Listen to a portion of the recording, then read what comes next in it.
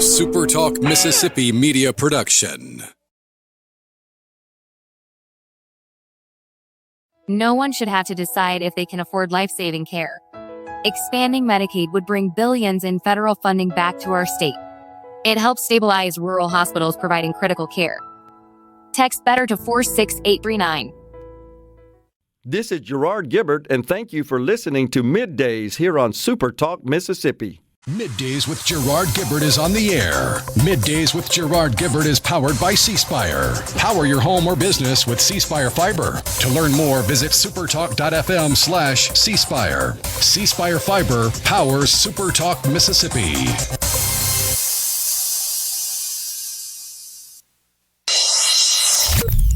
Get ready to go beyond the headlines and join a meaningful conversation with people from around the state. You're listening to MidDays with Gerard Gibert here on SuperTalk Mississippi.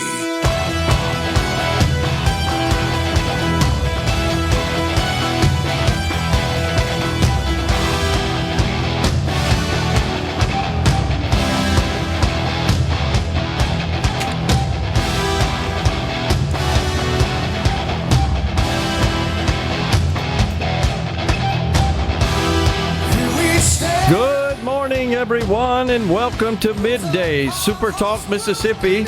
I'm your host, Gerard Gibert, along with Rhino in the Element Wealth studio, guiding you through the middle of your day with facts, fodder, and fine music on this Hump Day. All righty then, man, oh man, what a bunch of stuff happened overnight. Gives us plenty to talk about for sure. Where do we start here? We got 1,300 people being released at the United States Department of Education. That announced about 6 p.m. last night. The old pink slips going out. Last I checked, the agency employs just under 4,000. So it's approaching, a third? I've seen some reports say it's a half, but everything I found, Rhino, suggests that the organization employs 4,000. So about half would mean it would have a one-third less, employed down to about 3,000. So, but it's 1,300. We know that. That was announced by Secretary of Education Linda McMahon, and she's made it clear that she's all in with the president's instructions to return education to the states, and thus abolish the United States Department of Education. I really think this is a big goal for the president because, as you know, so many prior presidents, at least on the Republican side, those who have been elected have toyed with it. But more importantly, I think it's fair to say candidates. Who could forget the famous debate? I believe it was in 2015 when then the governor of Texas, he was on the stage. Remember that? And he said, Rick Perry, of course, he said, when I'm elected president, there's 3 agencies we're going to get rid of. It's the EPA, remember that? That pretty much ended his campaign, I think it's fair to say. He was not prepared to discuss that. But Linda McMahon, this is so cool to me when you have a cabinet secretary that says, yep, I'm working diligently towards abolishing the agency which I oversee, which I was appointed and then subsequently confirmed by the United States Senate to essentially run. Wow, I think that's pretty cool. But the president says we need to send education back to the states. Now, I agree with him on this. I totally do. And something that caught my attention in an interview with the secretary last week when she made the statement that most of the money is, the way she put it, goes to adults, not kids. And what she was referring to there are the large number of grants issued by the Department of Education. It's like their primary function is administration of money going out the door. And that starts with student aid. First and foremost, student aid. Of its $268 billion budget, that's for fiscal year 25, representing about 4% of total spending, $68 billion goes to student aid. I was a little shocked by that. If you just look at the spending profile of the United States Department of Education, that's the biggest chunk. It was a little surprising to see that. The mission, according to the agency's website, is to promote student achievement and preparation for global competitiveness by fostering educational excellence and ensuring equal access. Why is it every time I see that sort of rhetoric, I get nervous about this? Sounds like a slush fund for social justice crap. Because that's how it's been used for only God knows how long. I was afraid you were going to say that. Oh, geez. Now, it's amazing when I look at various reports on how much is going to the agency. There's some which indicate that it's actually less than the 268, but almost every other report I could find that is from sources who are reputable says 268. However, there's the amount that's been budgeted and the amount that's been obligated, and you can really get into the weeds, honestly, looking through that. Financial assistance, 98.2% of total use of funds in the Department of Education's budget. It's just fascinating to take a look at that. Student aid, like I said, $68 billion. Office of Elementary and Secondary Education comes in at about $16 billion. I have no idea what that is. I tried to find out, and I couldn't.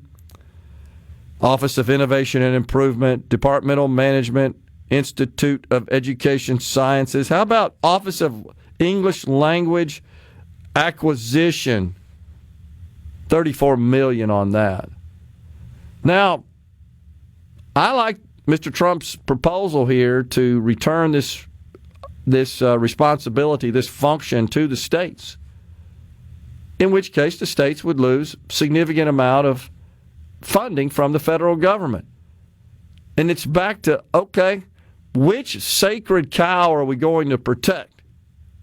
Because I know a lot of people, unfortunately, that clamor for fiscal responsibility and reduction of federal spending. Just don't touch my favorite issue, right? My favorite cause, my favorite recipient. And you do get a lot of that. And as I've said so many times, that being the prevailing sentiment, that's how you end up with $37 trillion in debt. Because everybody's sacred cow gets protected.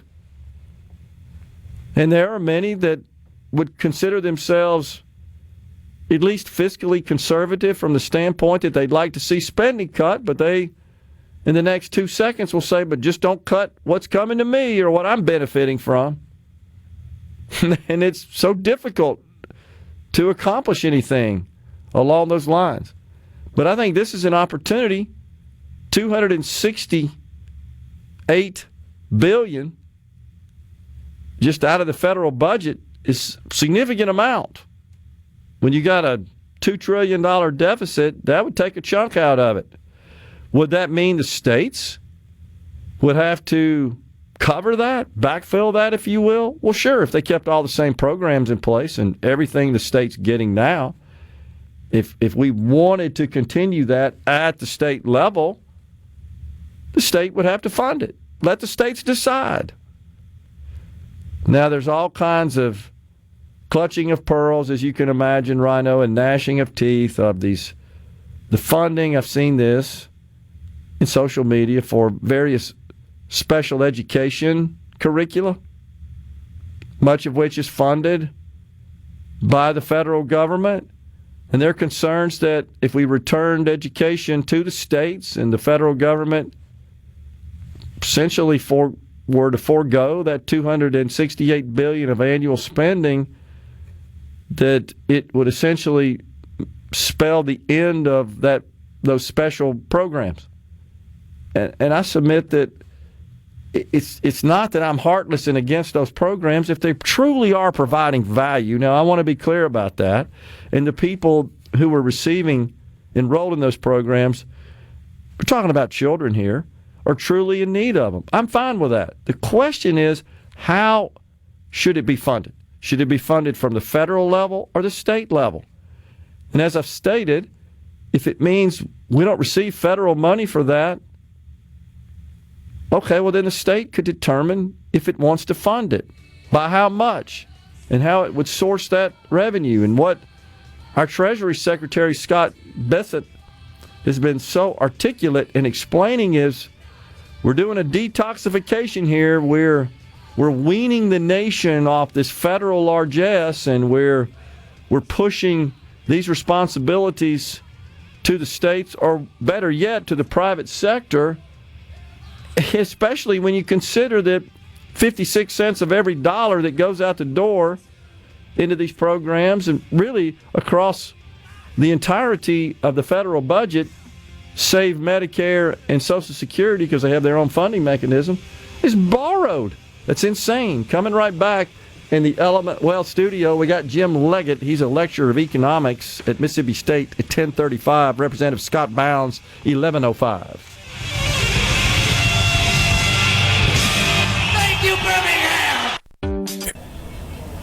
This segment of Middays with Gerard Gibert is brought to you by Covington County Hospital in Collins, where your health matters. Gerard Gibert. He keeps his classified documents right where they belong. Inside a Journey record jacket from the 1980s. Gerard Gibert, SuperTalk, Mississippi.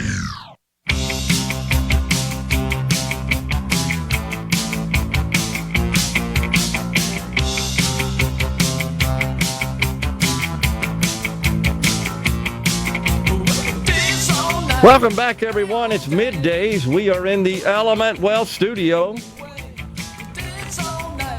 The college basketball regular season is over and the postseason is here. And Sports Talk Mississippi will be live at the Sportsbook inside the Golden Moon Casino at Pearl River Resort on Monday to kick off the postseason.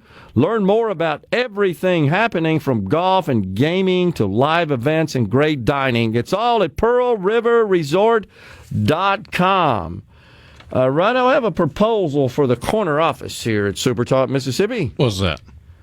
We need to hire us a full-time analyst to track the tariff activity. Wow. It's a flurry. I mean, since you and I got off the air yesterday, much activity. It's the old Mr. Miyagi, tariff on, tariff off. So the markets are saying, wait a second, we can't figure this out. Another sell-off on top of the prior 2 days this week, massive sell-off in the markets. Do not check your 401k plans while you're around sharp objects would be my recommendation. You're just going to have to get through this, bottom line. I'm bullish, always am. You guys know that. I'm still trying to figure out how all these people that are supposedly so much smarter than we are at recognizing patterns haven't seemed to pick up on the pattern of, yeah, Trump's back and forth on these tariffs, but he seems to be getting what he wants every time he does it. And that's always been the goal, and that's why I don't support permanent tariffs as much as I do, as I've said many times, leveraging the tool for negotiations. And he's made that point as well. He says we're getting ripped off. What I'm not so sure about is, like any elected official, I know you're shocked at this, they tend to exaggerate things a little bit.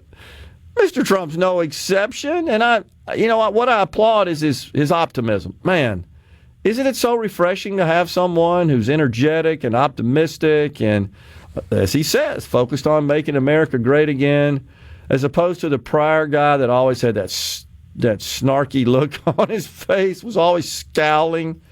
Because liberals just in general are unhappy. I guess you could say the antithesis of that, or even worse than that, is a Kamala Harris who feigns happiness with that goofy laugh, which is her little filler mechanism for I don't know what the heck to say here. And when it comes out, it's like, what'd she say? But he's made it very clear. She wants to be governor of California. Lord help us. And old pretty boy Gavin Newsom. He started his own podcast so that he could position himself to be president of these United States. And he's already getting backlash from the left. Because he's abandoning their values, right? Is that right? Some of their more off-the-wall, asinine standpoints, yeah, like dudes in dresses playing in girl sports. Well, I guess I should use the term values. It's hard to even characterize those as values. How about stupid beliefs or philosophy? We could call it that, couldn't we? Misguided. I can't remember his name off the top of my head. It's Gad something. He's, I believe, a Lebanese writer. Oh, Saad. Saad, yes. Yeah. His phrase he's coined is suicidal empathy. Did I share with you? I had dinner with him. He was here. Oh, really? 2 weeks ago. Yeah. So don't mind saying this.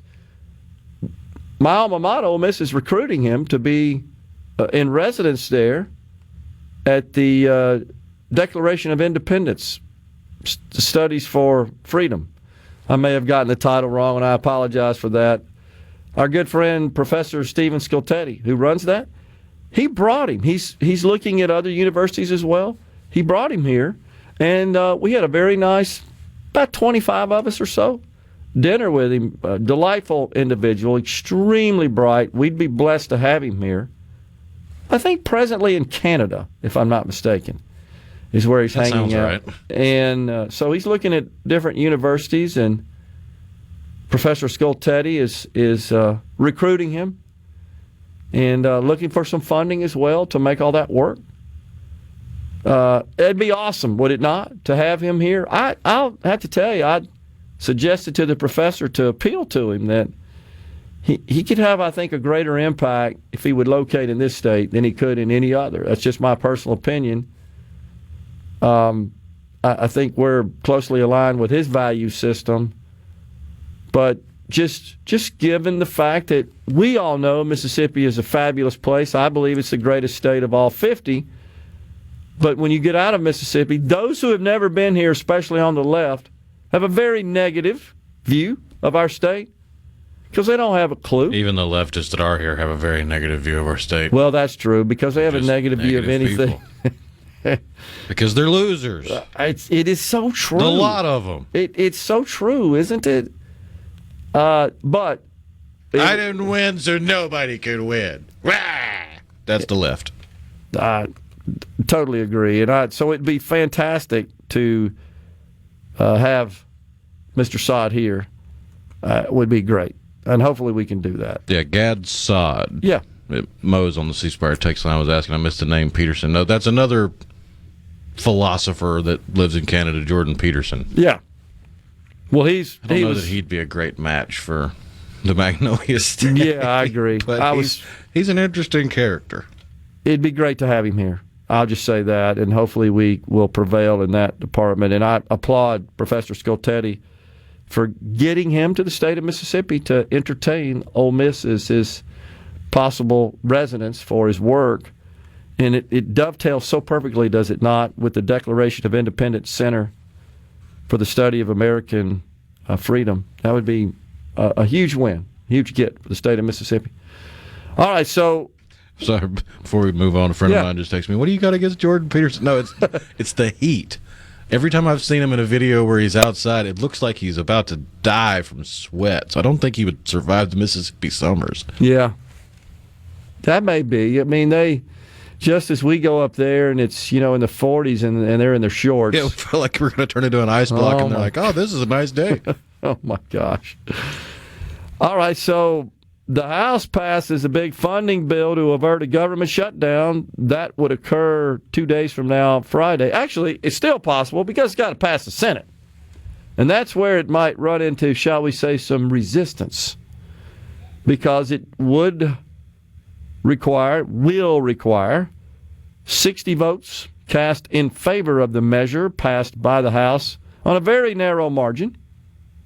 One Republican dissented, that would be Thomas Massie, and the president has now taken to social media to announce that he will be seeking a primary opponent for Thomas Massie, and really gave him the business for not supporting this bill. So, just so you guys will know, this is a continuing resolution that continues Biden-era spending, exactly as is, through the end of the fiscal year 2025, which closes September 30th. So it's essentially 6 months. And the strategy here is to, okay, let's avert a government shutdown. Let's keep the money flowing as is. Easiest path right now to just keep everything going so that we can turn to our focus to passing a bona fide budget resolution, is what it would be called, funding government, incorporating extension of, and preferably making permanent the Trump tax cuts. And that's what Mr. Trump requested, and the House obliged, with the exception of one Thomas Massie. So I'm looking for it right now, but Mr. Trump went out to Truth Social, and he basically said this is a big win for Republicans and the country. So he completely endorsed this approach. This is what he wanted the House to do. Now, again, you're going to have some Democrats. If he receives votes from all Republicans, and a couple of them, no surprise, Senators Murkowski and Collins from Alaska and Maine, respectively, have indicated they will not support this measure. Rand Paul says he will not support this measure. Actually, I think he said he's still thinking about it. But you see the issue there. You would have to replace those 3 Republicans, which takes you down to 50 Republicans. You got to have 60, meaning you'd have to have 10 Democrats support this measure, vote yay on this measure to avert a shutdown. If that doesn't happen by the end of the day, 11:59, actually I guess it'd be 12, on Friday evening, a.m., that's going to be a problem. That'd be p.m., right? Yep, p.m. So we're coming right back in the Element Wealth studio at Jim Leggette.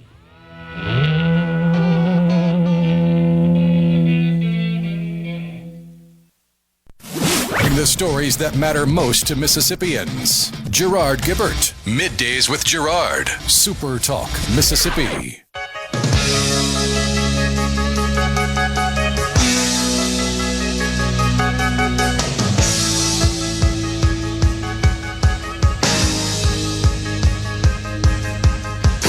Remember, last winter, I stood so tall and then fell down.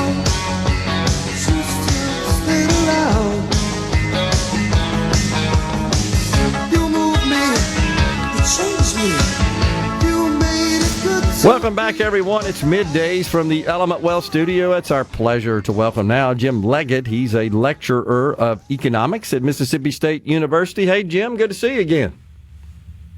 Morning, Gerard. How you doing? Been a while. Yes, sir. A lot has happened since last time we chatted. Man, yeah, we were just talking about that. A lot happens in a short 24 hours in our line of work here. Heck, a lot happened overnight. Yeah, exactly. So what do you think about the skittishness, at least coming from Wall Street, over just the instability, I guess, and the volatility of Mr. Trump's tariff agenda? Well, I guess I'll start with we are now at the highest level of economic uncertainty since the financial crisis. And maybe because I'm too much of a Milton Friedman guy. Tariffs just scared the Jesus out of me. Yeah. And what I'm afraid of is we're upsetting 300 years of economic thought. And I think good old David Ricardo and Adam Smith and Milton Friedman are turning over in their grave. Now, I get the idea about using economic power as leverage. I get that. But tariff wars, like all other wars, tend to get out of control, and it ends up being a circular firing squad. So I guess I am concerned. I think part about the instability, and I think the thing that really concerns me is I understand strategic tariffs with China. I don't necessarily see the end goal when you're picking on two of your largest trading partners. Yeah. Now, let's get really serious. We're upsetting the whiskey market in the United States. Now it's important, right? Well, closer to home, as you well know, the farmers in the great state of Mississippi rely heavily on those trading partners, including China. And you recall in the first Trump term when tariffs were imposed on China, they retaliated, of course, and that affected the sales of agricultural products to China. It caused them to decline, and that affected American farmers. And you were aware, of course, that at that point, the Trump administration made the decision to provide, I think it was $28 billion of subsidies to the agricultural industry in not Mississippi, in the country, to offset that. And in one of the blessings or curses of being a farmer in the last 100 years or so, we've got really, really, really good at it. But the problem is, you and I aren't going to eat that much more bread. Totally agree. We've got to find another market, and we do feed the world. We forget that we're really, really good at that, and I understand the short-term pain and all that sort of stuff. But I fear, part of me that's, I must be manic depressive about this stuff. Maybe that's how, if you're observing events these days, that's who you are, given whatever moment you look at. I just worry whether these things get out of hand, because, you've seen the tit for tat say, let's use an international relations thing. A tit for tat is, well, you do this, you do that. And then somewhere along the line, somebody miscalculates and it ends up poorly. Yeah. And I guess the other thing I would encourage, go ahead. I was just going to say, that is something I think that's lost on a lot of people in America. And I've shared the story, Jim, of my days in economics class at Ole Miss in the 70s, where, and this was a microeconomics class, and he was talking about, always used this explanation of a third of our workers were in the agricultural industry in the 30s when we had 130 million people. We struggled to feed our own population. Now we got almost triple the number of people, and it's 3% of our population work in the agriculture industry, and we make more than we can eat here, as you indicate, and thus we feed the world essentially, the world's breadbasket, as we've often been referred to, and so we rely on these foreign countries to buy these goods that our farmers produce. Yeah, and that's right, and there are probably other products. Now, here's the other thing to ponder. Now, my phone just rang. We think of the iPhone as a Chinese product, but it's made up from components from 80 countries. Wow. So I don't know what and of course the smarts is what the guys in Cupertino came up with. They're the designers. Whereas say when you go back to Trump likes to talk about McKinley, it was a different world then, where if we bought something from the rest of the world, it was based on European stuff. I don't know what kind of car you have, but mine's a Subaru, assembled in Indiana, and you go try to figure out where everything came from. You don't know. Yeah. So I guess what I'm concerned is these supply chains are so intricate, and I think we're playing with a intricate system that we don't know what we're doing. Last time we had a real tariff war was 1930, the Smoot-Hawley tariff. Yep. Back when they did tariffs that Congress voted on, you could see the stock market go down and down as it got closer. And I didn't know there were 1,000 economists in the 30s, but they did an open letter in the Wall Street Journal. And now to really bring it home, we've all watched Fast Times at Ridgemont High. No, excuse me, Ferris Bueller's Day Off. Yeah. And remember Ben Stein is droning on and on? Yeah. Makes economics look bad. He's talking about these tariffs. Yeah. So I guess the caution I would say to the folks, and I get the leverage, but be careful. Wars usually easy to start, awfully darn hard to end. Russia thought it was going to be a 3-week war. Yeah, that's true, and it looks like they've escalated their attacks on Ukraine, even in the wake of what appears to be a ceasefire settlement that Zelensky and Ukraine have agreed to, negotiated by Mike Waltz and Marco Rubio. But heck, overnight, I'm sure you probably saw it, Ukraine is attacking Zelensky's home with missiles, his home community there. So that's kind of hitting personal. I guess the other thing is maybe they don't believe the ceasefire is going to hold. So therefore, I want to get my assets in position so when the ceasefire ends, I'm in a good position. No. I don't trust any of them. Yeah, so, at the end of the day, and I hope we can achieve peace, because I think there will be a peace dividend. Honestly, I think stability is good for markets, and it's good for supply, which is good for the economy.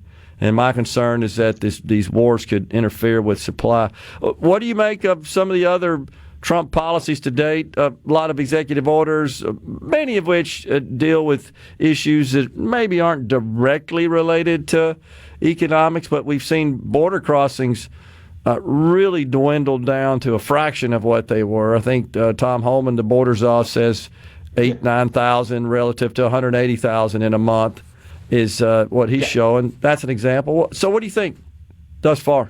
Well, the way I kind of think about the whole executive order thing, some of them I think, oh, this is really good. Others, I'm in the wait and see. Yeah. And then some, dude, why are you spending your time on this? But what I really would hope would happen, and that thing more with the spending things, if one man's pen can undo something, another man's pen can put it back together. I'll use the Department of Education as an example. Yeah. I think I think you guys are talking about it. I think there's all kinds of opportunity to go prune there. Yeah. But I'd like to see it codified because otherwise, and what's kind of interesting, I haven't read it yet, but it's an interesting. One of my favorite writers, you may be familiar with, a British guy, Neil Ferguson. Yeah. He's an economic historian. And he's written a biography of Kissinger, among other things. And he's drawn some interesting parallels to the Nixon time. I was thinking just on the, Nixon tried impoundment, basically said, I know Congress, you authorized it, but you ain't getting the darn money. Yeah. And Supreme Court, that's not how this works. And the other idea he had that never got any traction was block grants. The idea is, okay, you, state of Mississippi, are getting a bunch of money from the feds because you don't have the ability to raise this money. We're going to send it to you. You go figure out how to spend it because as you know, whoever's closest to the problem always knows how to solve it better. Yeah, right. I actually support the move. I was talking about that. You probably heard me of returning more responsibility. I'd like to see the Medicaid program the same way. Now, there's no doubt that would put a bit of a financial burden on the states. If they had to cover what they're getting from the Fed, and maybe it's something we could phase in. You can't just do that cold turkey. I wouldn't suggest that. Before we go here, and I'm okay with the Feds raising the money, but I prefer Mississippi figure out what's best for them. And here's the beauty of the federal system of federalism: you have 50 laboratories. Yeah, agree. I think that's the way it ought to be. If you want to hang around, Jim, we got another short segment remaining in this hour. I want to talk to you and get your thoughts on this budget resolution, actually a continuing resolution, and then we have a budget resolution. We got two measures. Right now it's the continuing resolution that I think is facing an uphill battle in the U.S. Senate. We'll go through that when you come back. Jim Leggette, Lecturer of Economics at Mississippi State University, is our guest. We'll be right back in the Element Wealth Studio.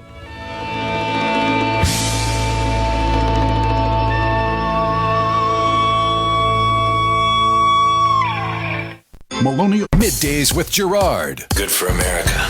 Good for fans of justice and truth. Good for us. SuperTalk Mississippi. This is what we stand for.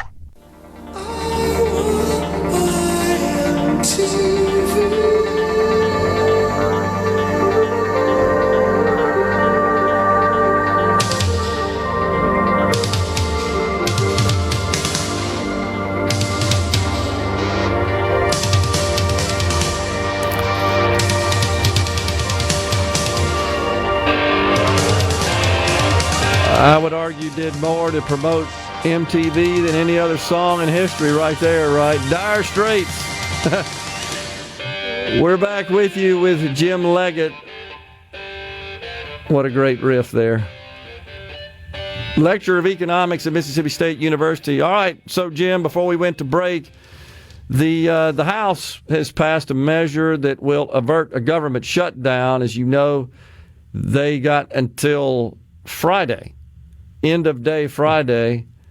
That would be 12 a.m., actually 11:59, right? 11:59 p.m. to get something done, midnight essentially. And the president supported this, and I know a lot of people are upset because this just so-called kicks the can down the road. This continues spending at the Biden-era level. But I think we'd have to agree that the prospect of negotiating even the discretionary part of spending, which is the only thing, as you know, Congress appropriates. Everything else is on autopilot on the statutory side. In the period of time that they've been seated in this Congress, probably wouldn't get done. And that's what the president said is, give us some time. We're going to just pass this resolution, and then we're going to get down to work, try to get the tax cuts passed and some spending adjustments as well. What are your thoughts? Yeah, I agree. It's pragmatic, and there's a place for pragmatism. And I guess the first thought is maybe Shakespeare's right, beware the Ides of March. But I think it's the only way to go get it done. And you raised a valid point is Trump's congressional staff barely knows where their office is. And as you know, much less how to get in the restroom, as Congress does. And I think there's some really important things that have to be worked through.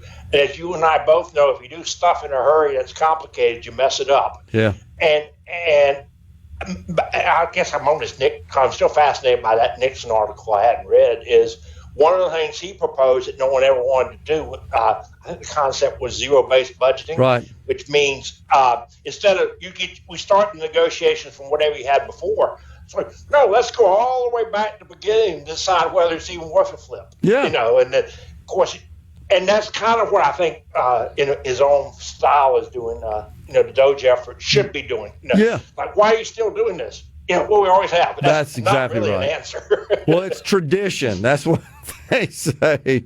Well, it's also convenient. It's convenient, right. Totally agree. But this thing may run into some trouble in the Senate. I'm sure you've counted the votes. You know about the numbers over there. Yeah. You got to have, if you got all Republicans, you got to have 7 Democrats. I said earlier I thought Murkowski and Collins opposed this. I was wrong. It's education defunding that they oppose. So I apologize for that. Okay. They haven't really said anything. But I believe Senator Rand Paul has said, I'm a no on this deal. So that puts you down to ostensibly to 52, assuming all the others vote. You got to have 8 Democrats to pass this thing. Yeah, and then I think I'll use Rand Paul as an example. You can always be a gadfly on this stuff if your vote doesn't matter. And his points aren't wrong. But you still got to keep things going. And we were talking earlier about uncertainty.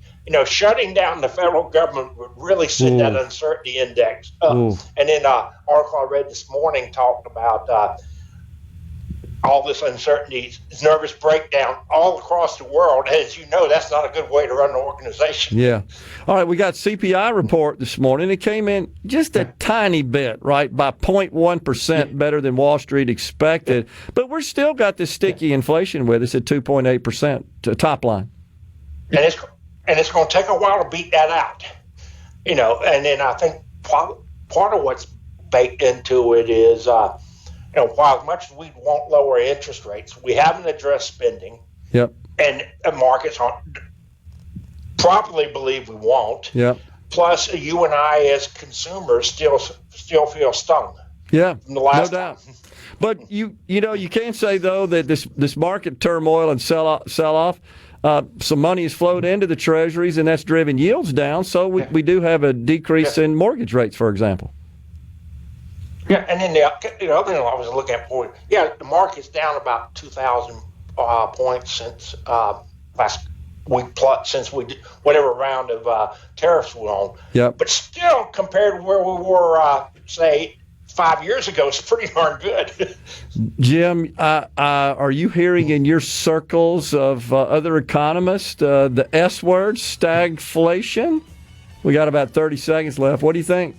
Depends on who you read. Wall Street Journal actually wrote about it today, and they and of course New York Times. You knew they would. Yeah. But back to the tariff thing, both the Wall Street Journal and Warren Buffett thought the tariff thing was a bad idea, and I go, if they both think so, I may not agree with them, but I'm going to stop and see if I understand how they got there. A lot of people follow them, yeah. So we got to go, but I was just going to pass on to the audience. That essentially means you got a sluggish economy, but you got inflation. Yeah. Normally, those two don't go hand in hand. Boy, you talk about sticky and something to get rid of. We got to go, Jim. And then, but go ahead. Don't dismiss uncertainty as an economic driver. No doubt. Coming right back after Fox News, Super Talk News with Representative Scott Bounds. Stay with us. Hour of Middays with Gerard Gibert is brought to you by the Mississippi Business Journal. Visit msbusinessjournal.com. J. Scott Coopwood, publisher and president. Get ready to go beyond the headlines and join a meaningful conversation with people from around the state. Hello? You're listening to Middays with Gerard Gibert here on Super Talk, Mississippi.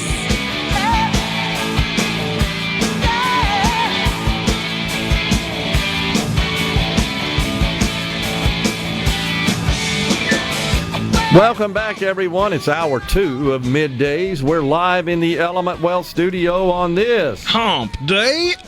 We're pleased to welcome now Scott Bounds. He's a member of the Mississippi House of Representatives, serves District 44, serves as the chairman of the Appropriations. What is this? Which committee is that? Appropriations B. House Committee, yeah. I want to make sure I got that right. Yeah. And also president of the fabulous Neshoba County Fair. Man, I appreciate that. Yeah. Appreciate that plug for the fair. It's awesome. Absolutely. We're just talking about it on a break and talking about some things we've got planned. I hope it all works out. We're looking forward to it. Looking forward to it. Always do. Always a great time, great event.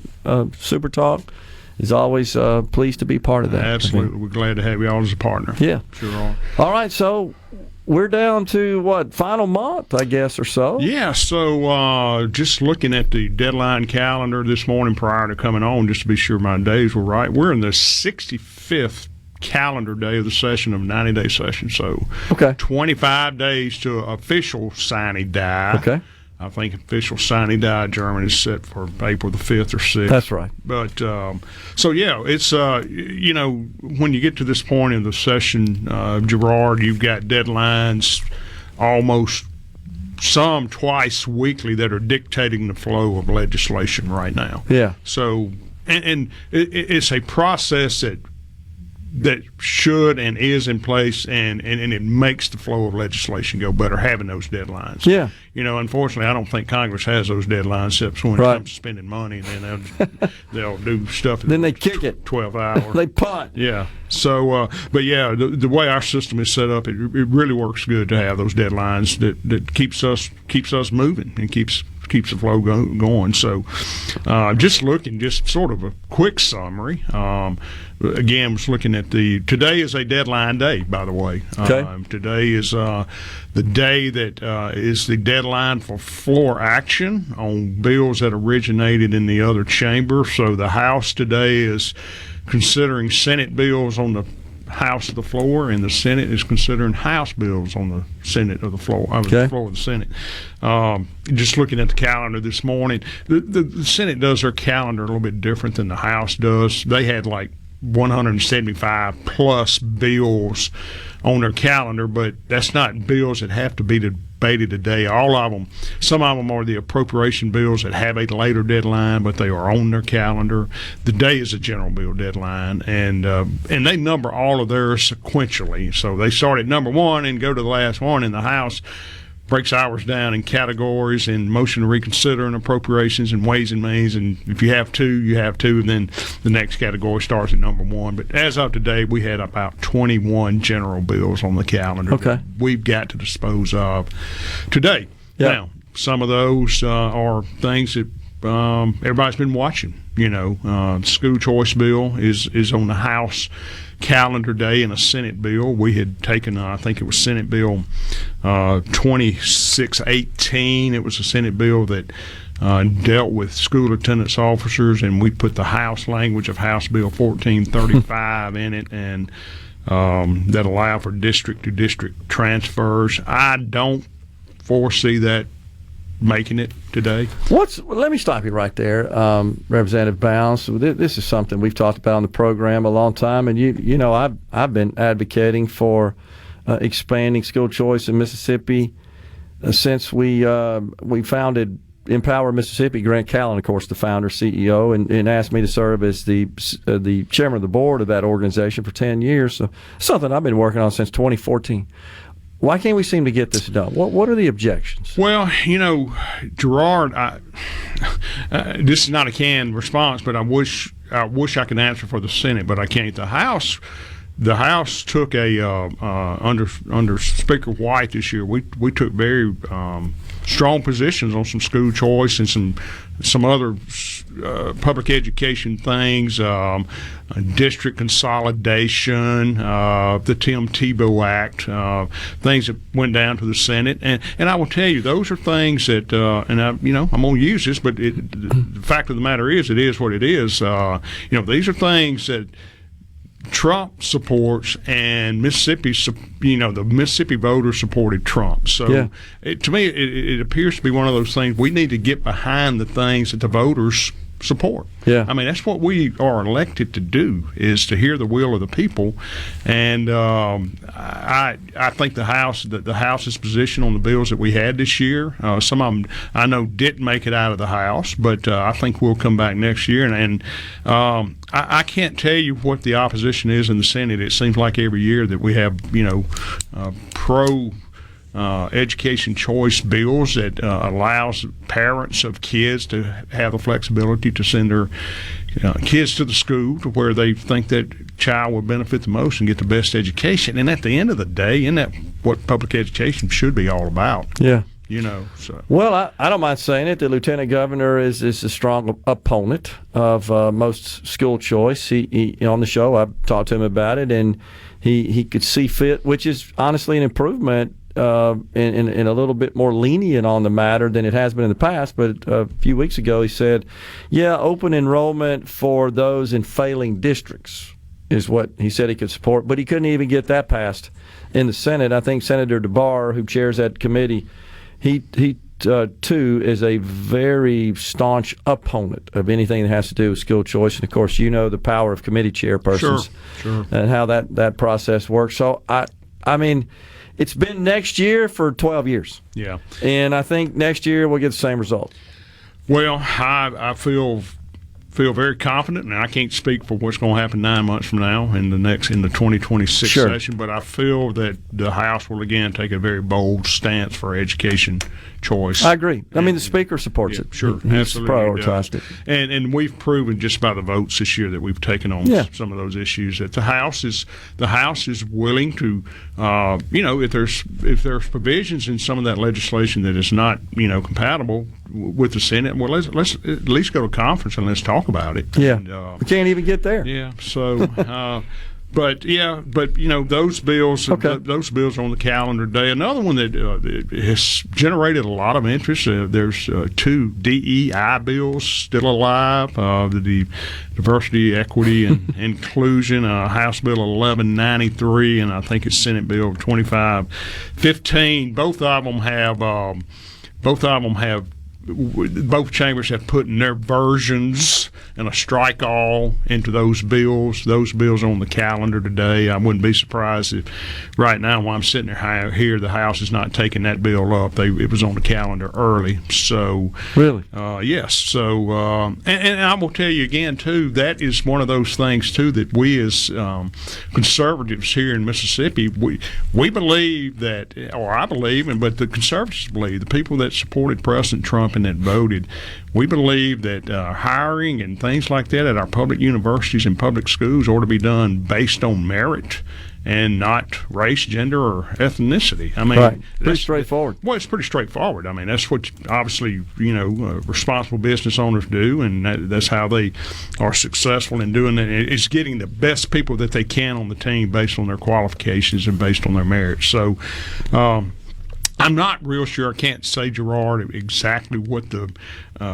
differences in the two bills are. There are some differences. I feel like that the House and the Senate will pass both versions today. They'll go to conference and then hopefully be worked out. As I recall, the Senate bill only applies to higher ed, and the House bill also extended into K through 12. K through 12, community colleges, public, IHL. Representative Bounce, are you familiar with this American School Counselors Association? Is that something you've ever heard? And honestly, I'll be honest with you, I never heard of it until one of our listeners, who is a member of the Ocean Springs School Board, has informed me that this is a far left organization that we apparently at the State Department of Education level are a member of, and we therefore incorporate much of their guidance into our curriculum, and there's a limit on what individual districts can do to pull back on it.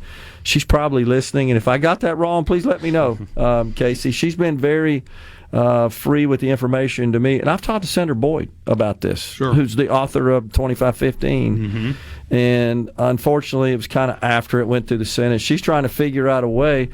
Where I'm going with this is I would like for you to look in to if it makes sense for Mississippi to remain a part of that or remain affiliated with that association. Yeah. So first of all, I'm not aware of the association. I wasn't either. But I will say that there's associations for just about everything out there. Oh, there's no doubt. And certainly, and look, I will tell you, even here at the state level, Gerard, I mean, we've got associations in education that are far left too. No doubt. And it's about it's all about the money at the end of the day. It's not about they advocate not what's best for the student all the time. No doubt. And a lot of times they can be strong allies with us also, but a lot of times we're on different wavelengths on what we Come right back? Sure. We got Representative Scott Bounce. Talk a little budget. You've got it. We're coming right back. The talk that keeps Mississippi talking. We're rolling. Hit it. Go. Play it. Middays with Gerard Gibert on SuperTalk Mississippi.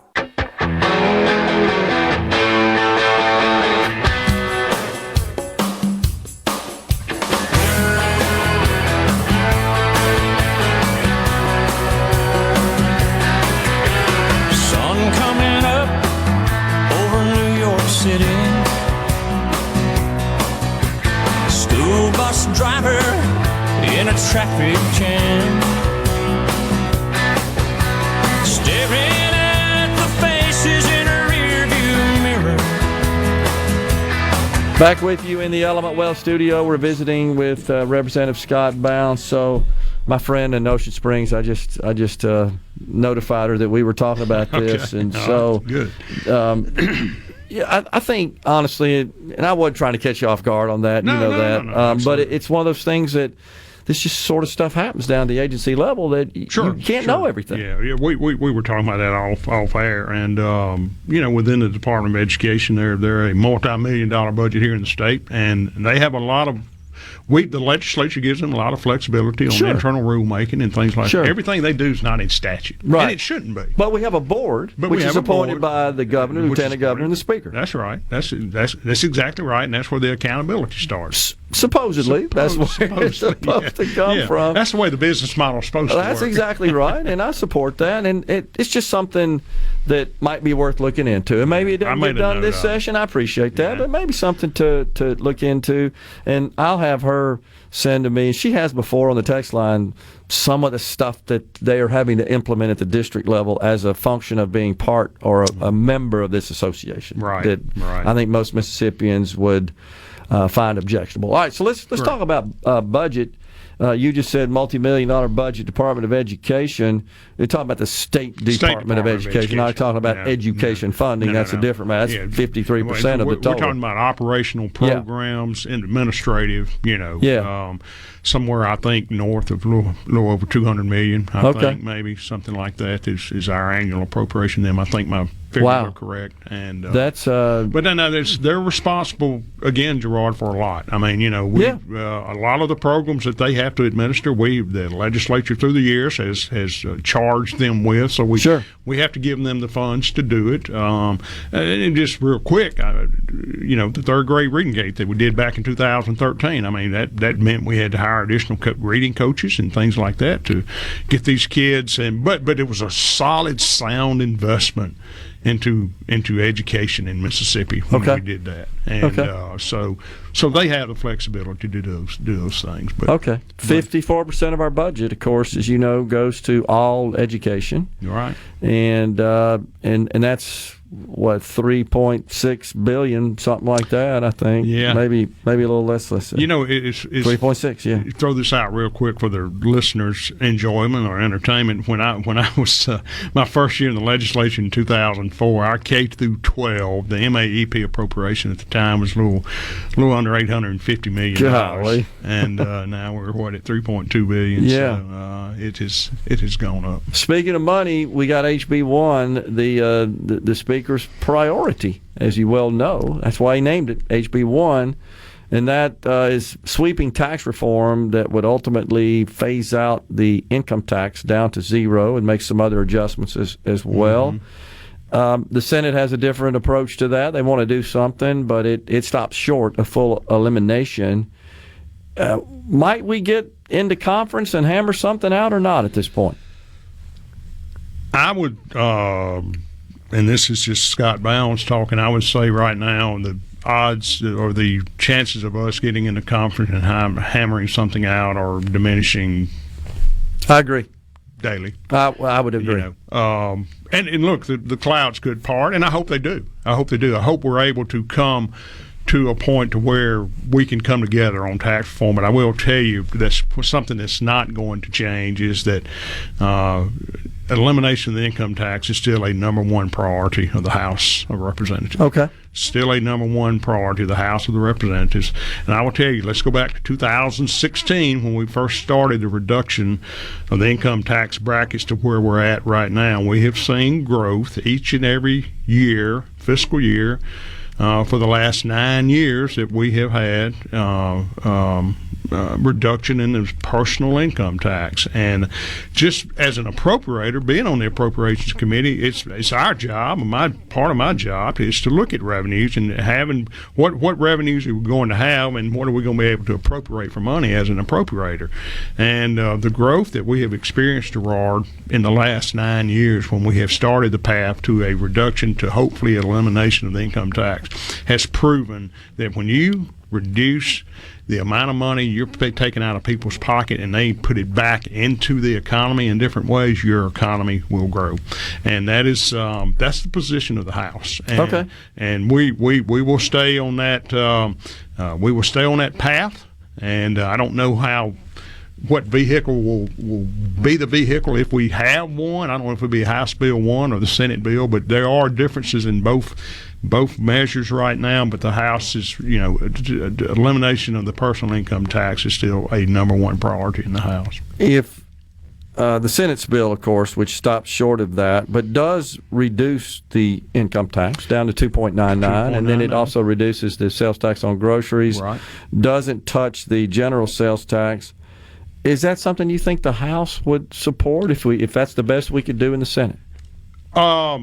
You're talking about those three components right there? Well, those are the main provisions of the Senate plan. I do not. Okay. I do not think the bottom House, line has got to eliminate the income tax. It's got to eliminate the income tax. Okay. I tend to agree with you. It's got to eliminate the income tax. We're basically on the same page on the grocery tax. We differ a little bit on the fuel tax. I think they want to do a 3 cents. That's right. Gallon per year for 3 years and That's right. 9 cents. Gerard, while that's admirable, that doesn't generate. In the first year, it doesn't generate about $30 million. And second year, it would generate 60, and third year, 90. But, MDOT tells us they need at least 350 to 400 million sustainable recurring income annually to do what they need to do in maintenance, capacity, engineering, planning, and all of that. Okay. And, the House's proposal on the fuel tax is a little bit more aggressive. It would bring in around $380 million a year, but in the form of a sales tax. In form of a sales tax on gasoline, right? Fuel tax.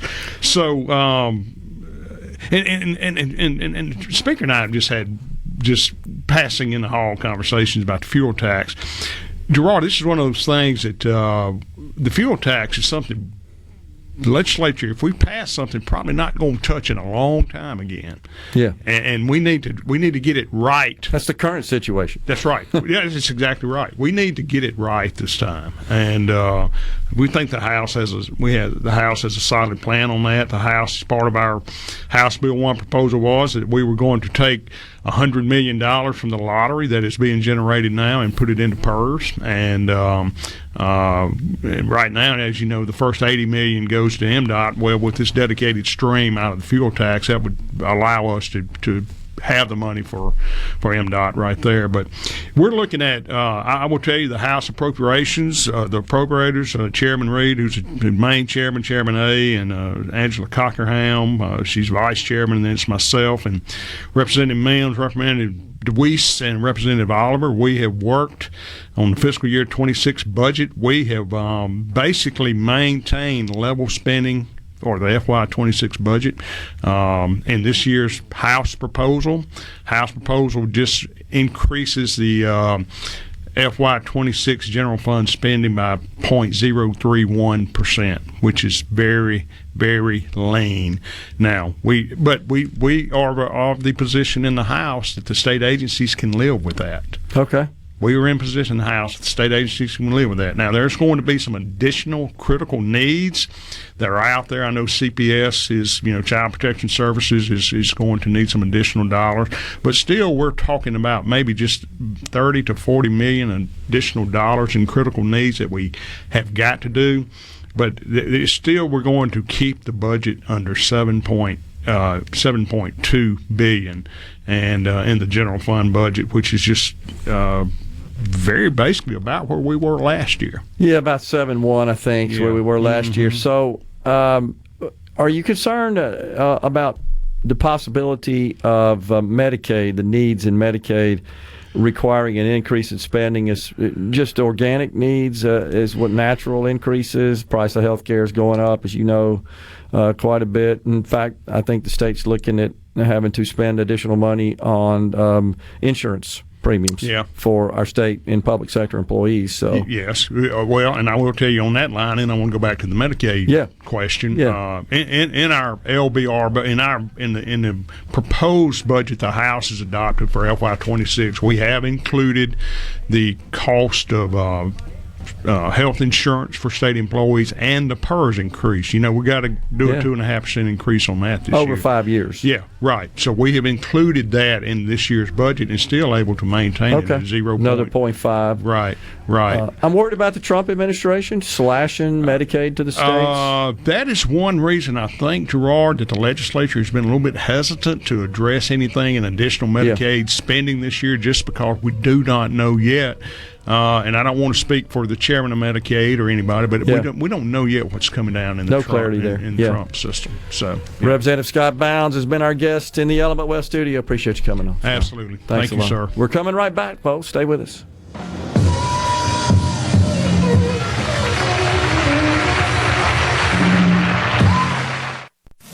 Okay, is everybody ready? I'm ready. Ready here. Middays with Gerard Gibert. on Super Talk Mississippi.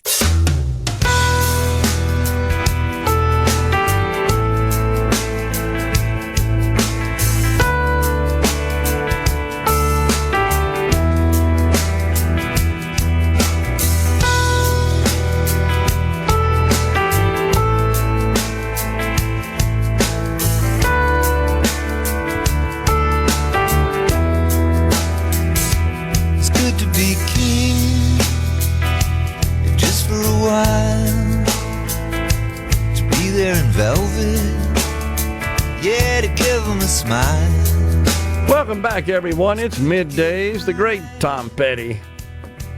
Okay, Rhino, the old kangaroo, good grief, it's got to be out of breath by now because the Dow is now in positive territory. I'm not sure what triggered it. Don't see any news going on right now. But again, the tariff situation is so volatile. We, of course, shared with you that Ontario, Canada, in response to the Trump-imposed tariffs on Canada, our neighbor to the north, was imposing tariffs on the import of electricity to the three states, northern states that are in proximity to the province where they receive their power from, their electrical power from. And now it's not the entire states. What is it? Rhino, Michigan, Minnesota? I can't remember the other one. Maybe it was. I want to say there's like 11 different states that receive power from Canada in some form or fashion. But this Ontario specifically, I think it's three states, right. Yeah.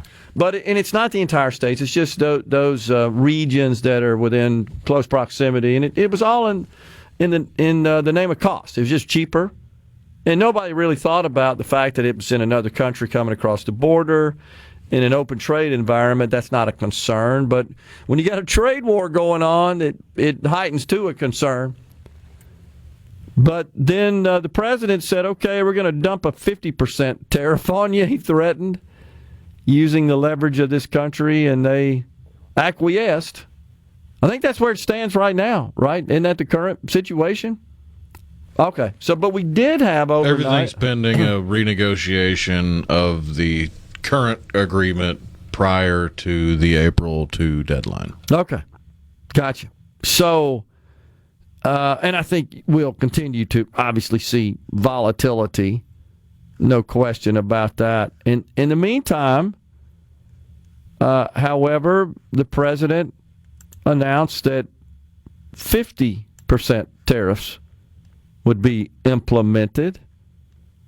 I think that was on steel and aluminum products. Yeah, that was the answer to the electricity tariffs, and that was the impetus for Canada to go, hold up, we'll come to the table and negotiate. We'll take away the 25% tariff on electricity. Don't charge us 50 on metal. So where do we stand on that? I'm not honestly sure. Where do we stand on that? That is also paused pending negotiations of the current contracts prior to the April 2 deadline. Well, that's what I thought. And honestly, I think that's why the markets didn't sell off in the pre-market. They felt like, okay, maybe there's a breakthrough here on this tariff thing and a little bit more clarity. Or maybe it just had to happen 3 times before they realized it was a pattern.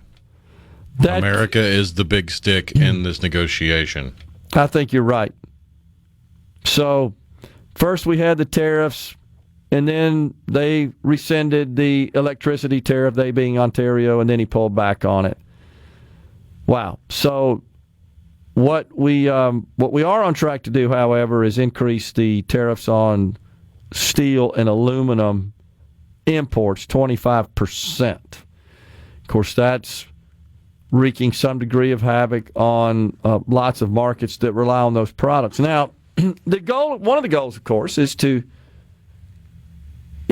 encourage, if you will, and induce American companies.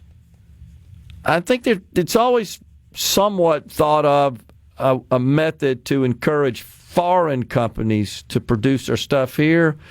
There's a little of that, but primarily what is sought is American companies reshoring manufacturing that they, a long time ago, honestly, for the most part, moved abroad.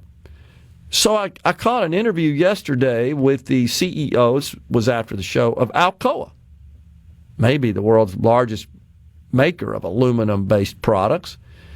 And he said that what would really be the main factor in returning production to this country for those factories that are not located domestically is energy.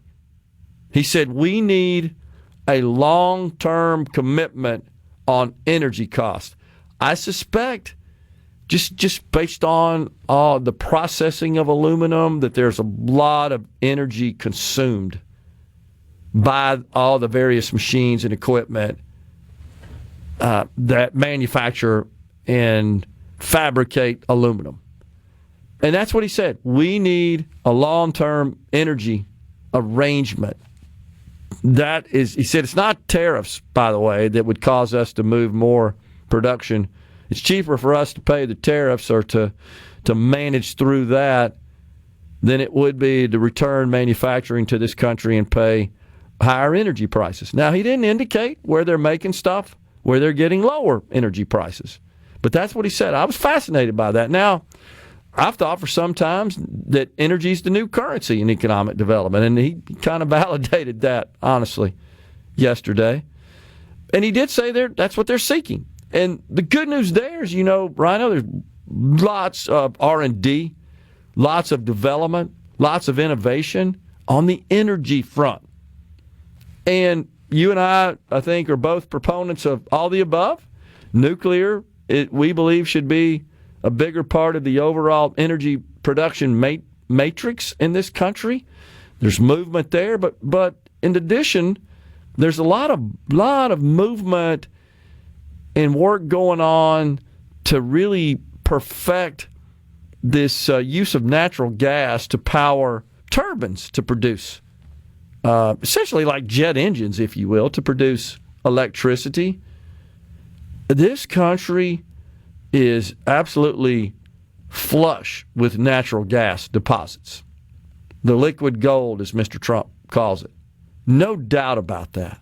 But now the left says, oh no, that's fossil fuels and that's a pollutant and we're all going to die and the Greta Thunberg and all that crap.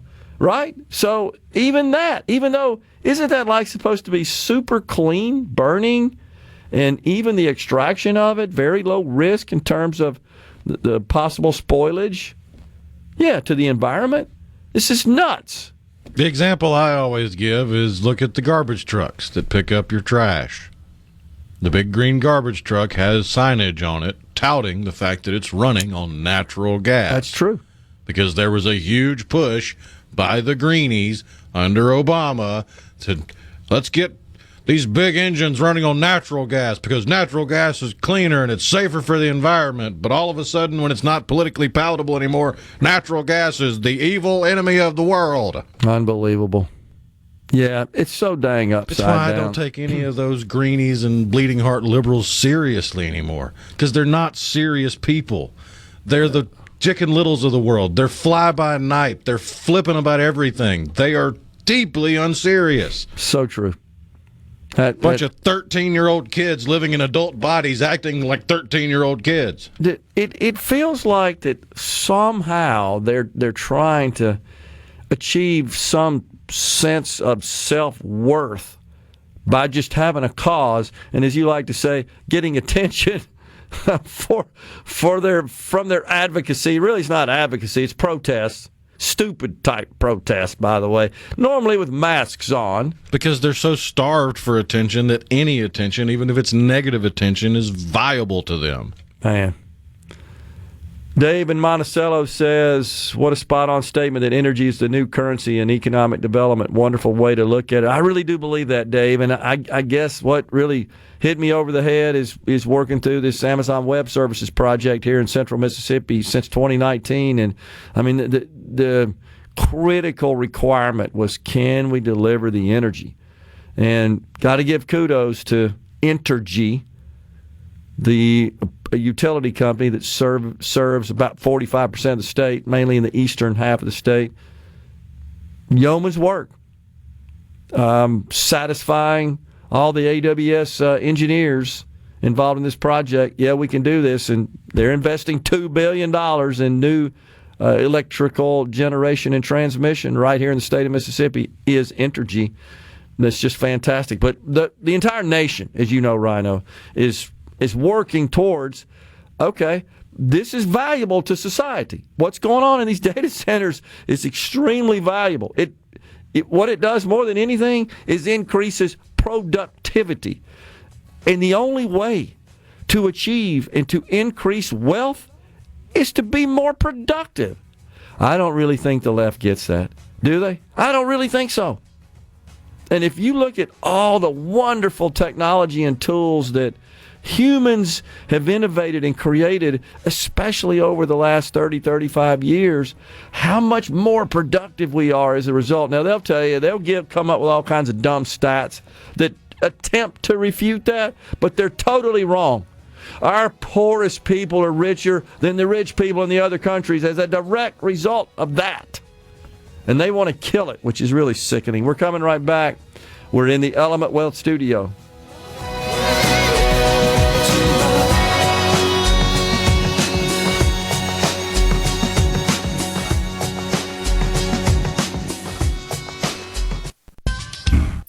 It's so awesome!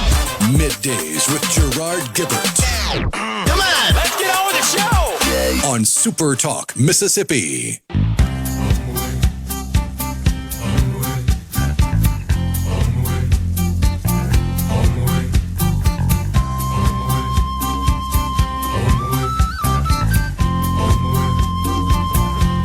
Welcome back, everyone. Before we went to break, I was just talking about the future of energy and our need to power this explosion of information technology, and in particular, artificial intelligence, which is no doubt being injected into absolutely every facet of society in a positive way.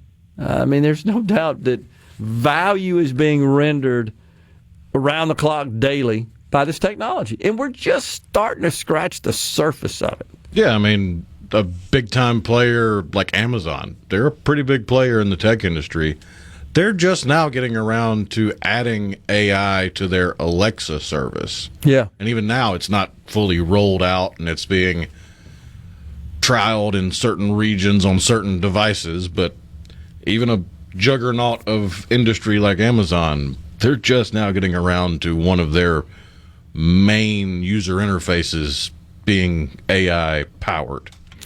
And of course, keep in mind that where they are a big player is in their cloud services unit, Amazon Web Services, and they are, of course, the builder and operator of the data centers and the provider of the myriad of cloud services. The last I checked, it's over 300 distinct services that one can purchase from their in the cloud world. They call that their services catalog, which includes tools to integrate artificial intelligence into a business environment, tools to develop artificial intelligence, tools to host and refine large language models. I mean, it's a series of tools that they have available. So they're a big underlying power source, if you will. And what I mean by that is digital power source, not electrical or energy power source, to the artificial intelligence environment, which is great. Yeah, a lot of people get confused when you start talking about, well, what is AI or is it a large language model? What's the difference between the two?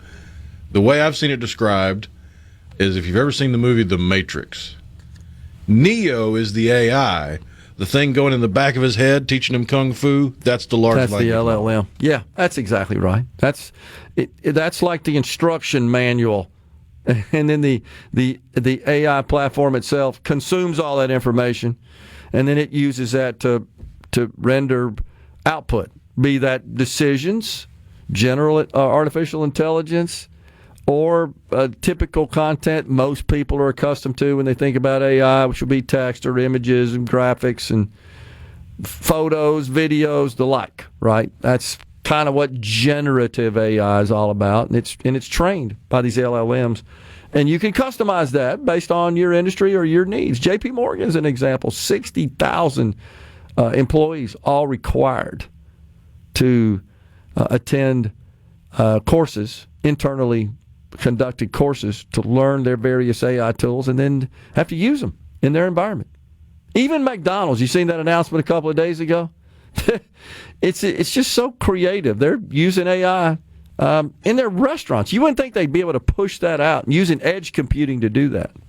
But it applies even in selling hamburgers. I love it. It's great. So again, you know what it does? Makes it more productive. Now, productive can be defined as more efficient with respect to utilization of cost to deliver whatever good or service you are, but also increase in revenues. That's the other side of the productivity equation. And they're using it in that respect. I think it's neat. No country in the world can make it without our trade. It's absolutely true, but right now, until such time as we become 100% self-sufficient, we can't make it without them.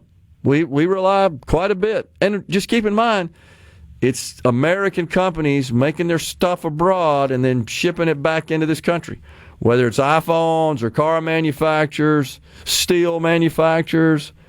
You just go down the list.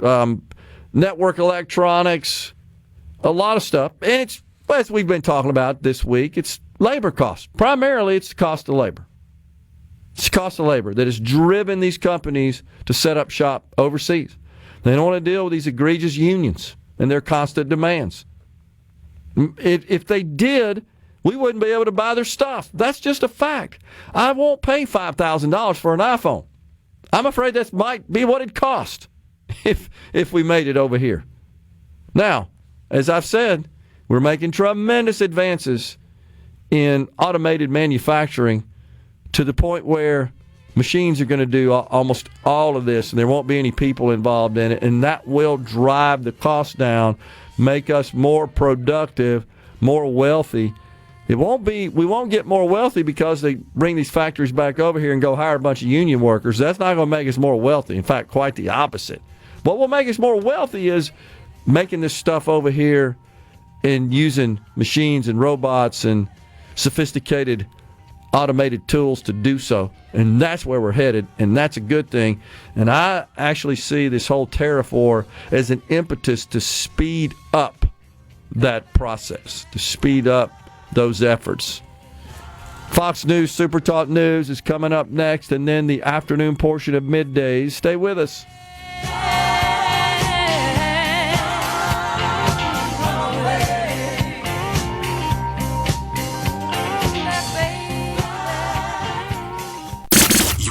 And now, another hour of the talk that keeps Mississippi talking. Middays with Gerard Gibert. Begin your transition now. Now on SuperTalk Mississippi.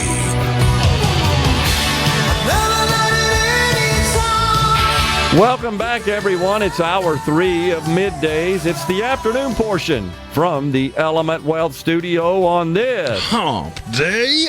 The Dow now down 62 points. It's really been hopping all around that old unchanged line. The NASDAQ not as sensitive to tariffs because it is mostly the place where technology companies are listed. And so it's up today.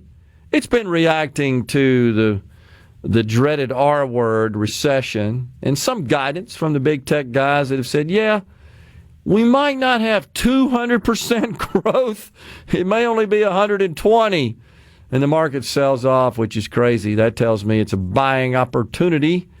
The S&P is still in the green as well.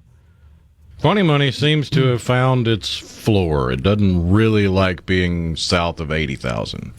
Yeah, it's 83, 84? Current price is 82,168, but okay. That's up off of a low of 85.77 on the day, and it got as low as 76.5 this week. Interesting legislation in the state of Nebraska It classifies gig economy workers as independent contractors, which it should. Remember, the Golden State of California had legislation that went in the opposite direction,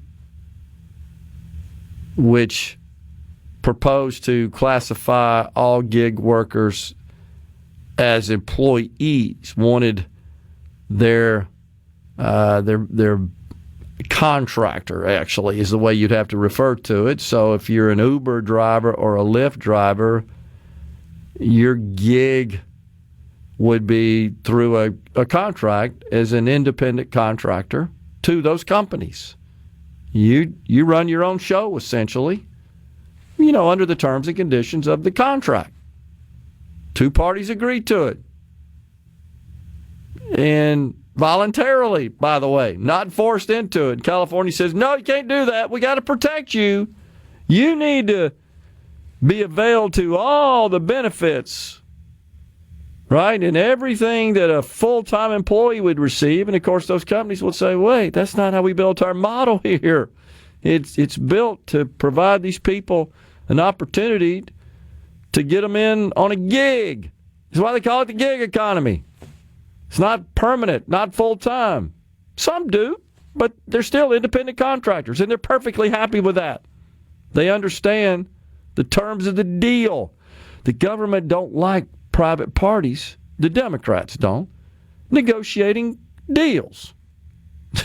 They think they got to insert themselves in the middle of it. We got to protect you. And all they do, of course, is worsen the situation. So bravo to the Nebraska legislature. Perhaps that's something we should consider codifying here in the great state of Mississippi, that a gig economy worker is deemed an independent contractor.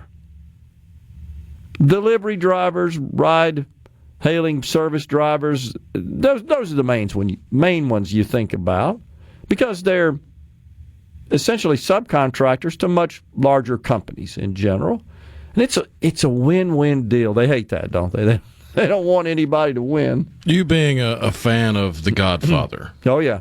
Big time. You have a baseline understanding of the way the mafia is portrayed in media. Sure. The way it's presumed it worked behind the scenes. Yep. Is it fair to say there are some striking similarities between how the mafia ran organized crime and how the Democrats like to run government? It's all about threats and bullying and getting their cut and protection. Right. They don't want. I would argue that what they don't want are gig workers encroaching on their gig. Their gig is one of being you need a little extra money on the side? Come to Daddy Government. Uncle Sam will give you a handout. Don't you work for that extra? No. That's sad, but true. Come talk to Uncle Sam. He'll make you an offer you can't refuse. They worship government and fully believe that the government and the people that work therein are superior to people who don't. They truly do believe that. That's one of the things they detest about Elon Musk. He's not a bona fide government person. He can't possibly know what he's doing, right? They absolutely loathe that aspect. And I love it. You saw the president bought him a brand new red Tesla, except he can't drive it. You know, the president is not allowed to drive themselves.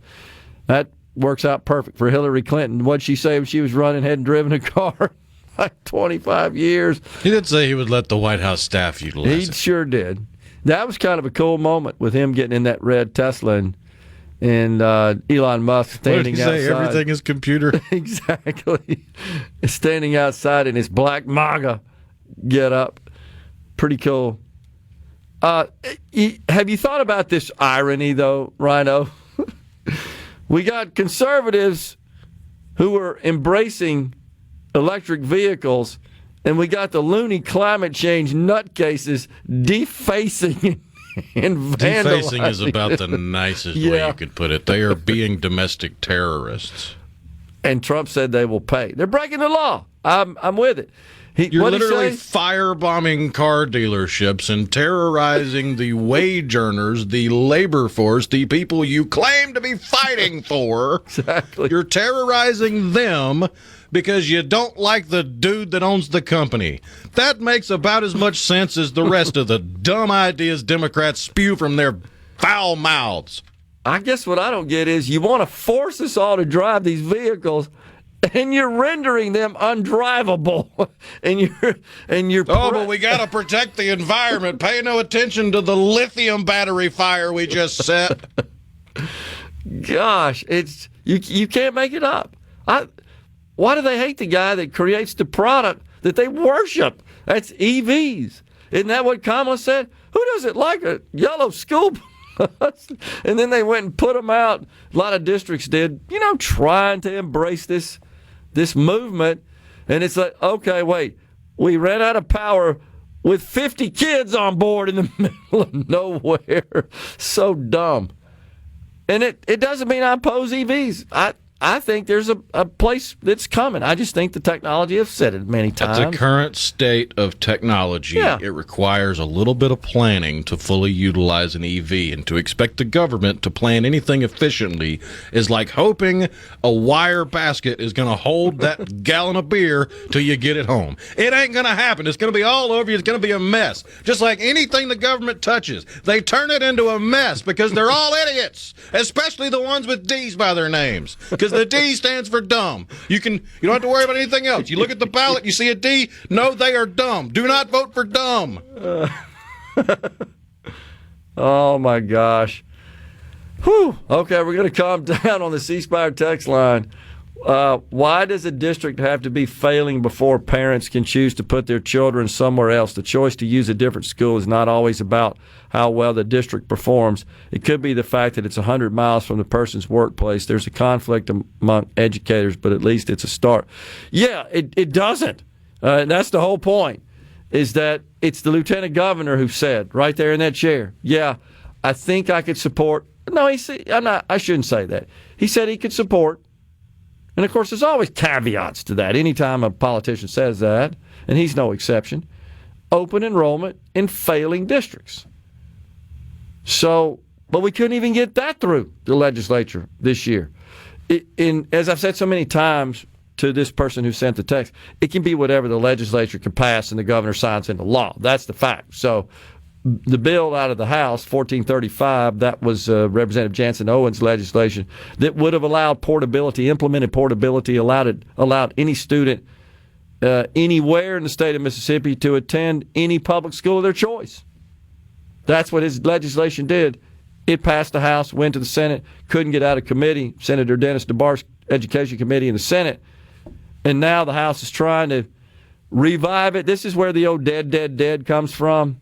So it's dead until the House says, okay, we found a bill that is, quote, germane to this issue, such that it passes constitutional lawmaking muster in our state, and they insert the language from that bill in that bill to try to get it through. But I think, like Scott Bounds said, Representative Bounds, a couple of segments ago, not going to happen. So just want to clarify, that's just what at least the lieutenant governor said he could live with. But couldn't even get that out of the dang Senate. Let's see. There's something else I want to get to. As the trash is blowing out the back door going down the road. I'm not sure what that's talking about, Jason. We were talking about the trash can, the garbage trucks running on natural gas because it's saving the environment while the trash is blowing out the back. That's an excellent point there. What a great tune, These Eyes, by the Guess Who. That's Burton Cummings during his mustached era on lead vocals and the keyboards.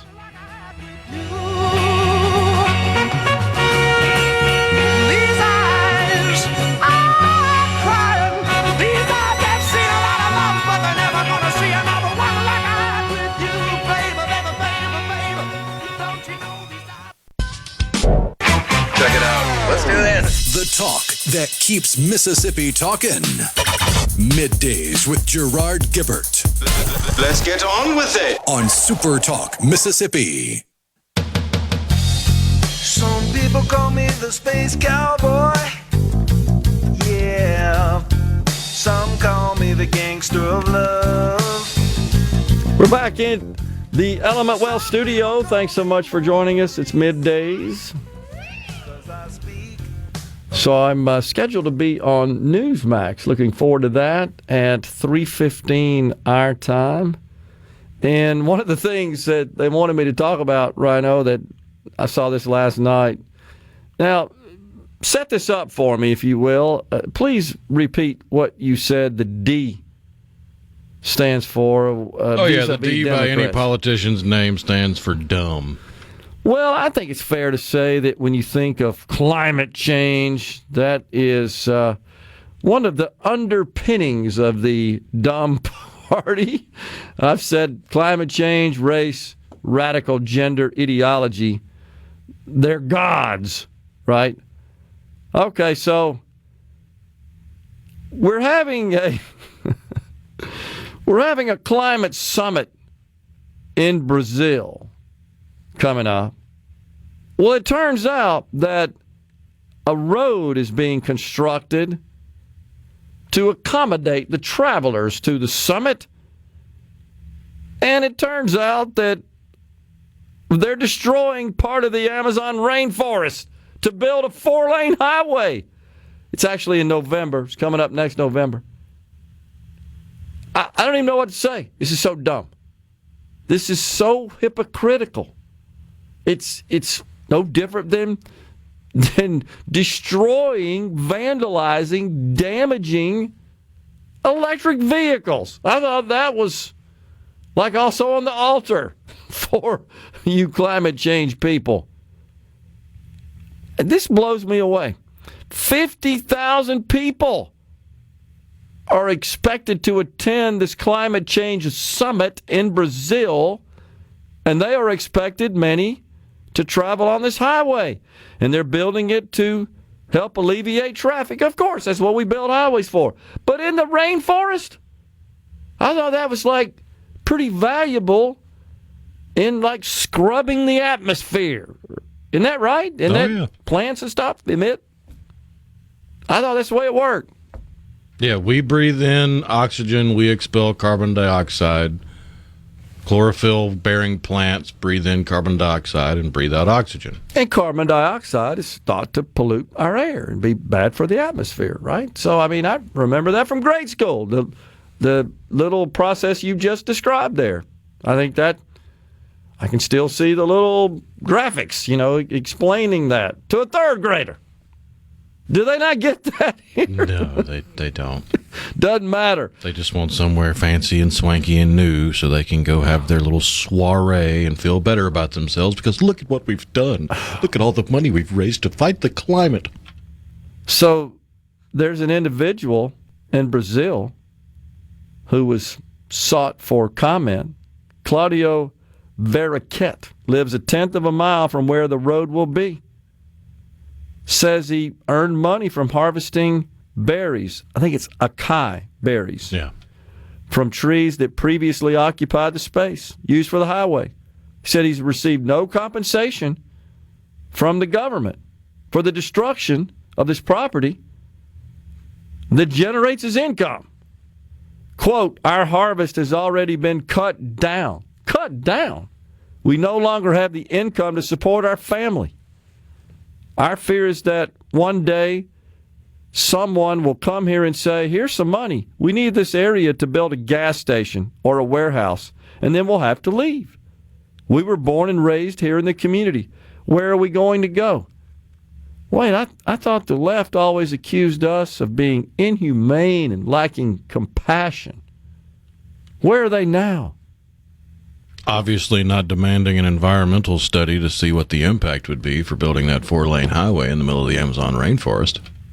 I'm It's almost like speechless. they really don't give a rat's rear end about the environment, the world, the climate. They really only care about looking good and taking your tax dollars. I don't even think it's almost. I really don't. It's just a sad state of affairs. Why else would they not have a Zoom call to discuss all of this instead of jet setting out to the middle of the Amazon rainforest to deforest it to build a road so that they can have their fancy party and dress up and act like they really give a damn? Kevin from Brandon said exactly that. Exactly that. Climate change is a money-making ordeal just like racism, no doubt. On the C Spire text line, Mose, I firmly believe that if there is anything mankind could do to combat climate change, I'd say it would be reforestation. Okay, I believe you're onto something there, Mose. Certainly we're not moving in that direction when we're cutting down the dang rainforest to build a highway. There's no other way they could make this work. I mean, was that in the interest of cost, I guess, because of the more direct route? We couldn't circumvent the rainforest. Well, they couldn't possibly make the party smaller. You got to have all 50,000 people show up to the big scam party. Jeez. Yes. They couldn't possibly do it where there's already a venue there. They had to go deforest the rainforest so that they can feel special because they're there. Look, we're surrounded by nature and the environment. Pay no attention to all the life that we just killed so we could stand here and look important. That's really sad. Climate change is dumb. However, Al Gore has made a very nice living promoting it. Boy, hadn't he ever, jetting around the world, as Rhino said. Wow. On the C Spire text line, we missed a couple of texts when we had Representative Bounds on. That bill is what the people want. The Senate needs to listen. And that's Brandon from Boonville. Brandon, help me understand. I'm looking at the time.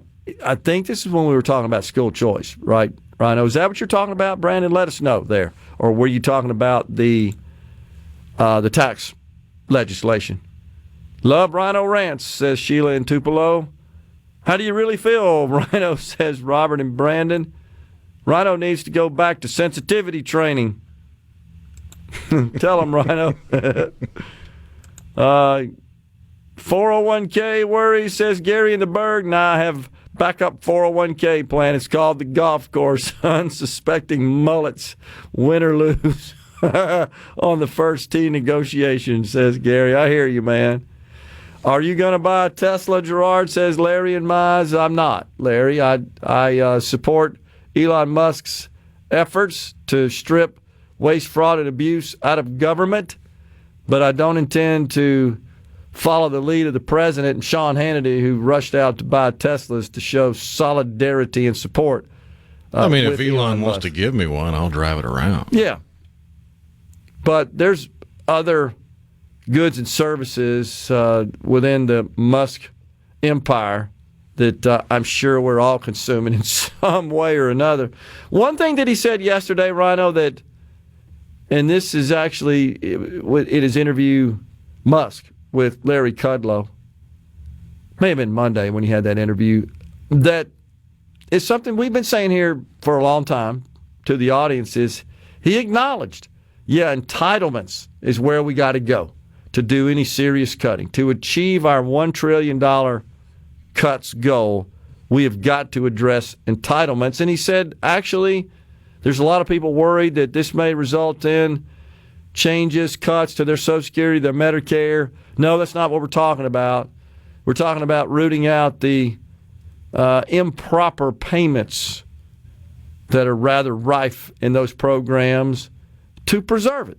And I agree. It's going to take a lot more than just getting rid of the improper payments in those programs to shore up their finances. But the good news there is he said that. He said, I see now. This is where we got to focus. It's just a limit to what you got going on the other side of the ledger from a spending perspective, talking about the discretionary spending. Somebody, let's see, was it Dave? Yeah, how about Congress for a change passes a budget? And just keep in mind, Dave, that they only appropriate. I think this is something many don't realize about our federal government, is that the Congress really only appropriates what amounts to now about 26% of total spending. The rest of it is all done through law that's already on the books. It just happens regardless of what Congress does. And so I'd love to see them address that other side, as Elon Musk has indicated it's time to do. But I fear that we're going to stop short of that. Now, I was inspired last night after it was announced by Secretary of Education Linda McMahon that 1,300 jobs would be eliminated. By the way, 800 took early retirement. That's where they came up with the 50%. I was having a hard time, Rhino. I did some research on that on the break, making the 1,300 equal the 50% that's being promoted because they've got 4,000 employees, 4,000 in the Federal Department of Education. How they're getting there is another 800 are taking the early retirement deal offered to them. So that puts you at 2,100 out of the total 4,000. Makes sense. But I got inspired in thinking about, well, what else could we do to address the deficit? So I wrote something up, posted it on my social media. You might not be surprised to find that there's at least one individual who is, I would say, had a bit of a riff with this show in the past before I got here, that is decided to take to my Twitter account and lambaste me on my analysis. Coming right back.